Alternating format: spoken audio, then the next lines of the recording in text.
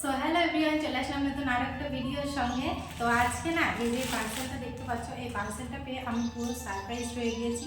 এবারে ভেবেছিলাম তোমাদের দাদাভাইকে আমি কিছুই কিনে দিতে বলবো না, পয়লা বৈশাখে দেখি ও কিছু কিনে দেয় কিনা।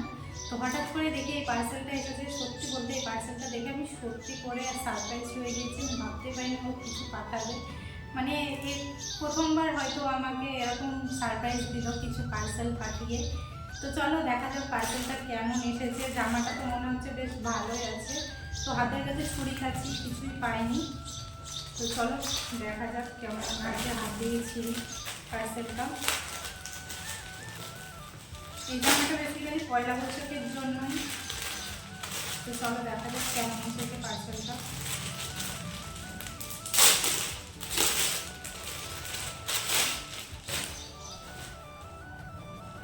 ওয়াও, জামাটা কিন্তু বেশ ভালো।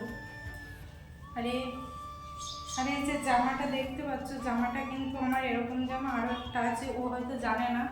মানে ও যাওয়ার পরপরই আমি এরকম একটা জামা নিয়েছি, সেই কারণে ও জানে না, তাই আবারও এরকম একটা জামা অর্ডার করে দিয়েছে। যাই হোক, কালারটা আলাদা করা যাবে, অসুবিধা নেই। জামাটা কিন্তু বেশ ভালো হয়েছে। তো তোমাদের কাছে কেমন লাগছে অবশ্যই জানিও জামাটা। এই যে জামাটার সঙ্গে একটা প্যান্ট রয়েছে, এটা হচ্ছে 2 পিস। তো পয়লা বৈশাখের জন্য একদম পারফেক্ট। তোমরা যদি কেউ নিতে চাও অবশ্যই জানিও, তো আমি লিঙ্ক দিয়ে দেবো।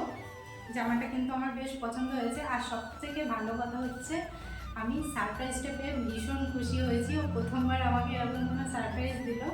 পার্সেলটা আসায় না আমি ভীষণ খুশি হয়ে গিয়েছিলাম। আমি তো ভেবেছিলাম হয়তো অন্য কিছু এসেছে, হঠাৎ করে যে আমার জন্য এরকম একটা পার্সেল পাঠাবে আমি ভাবতেই পারিনি। তো যাই হোক, জামাটা কেমন লাগলো তোমাদের অবশ্যই জানিও। আমার কাছে তো জামাটা বেশ ভালোই লেগেছে।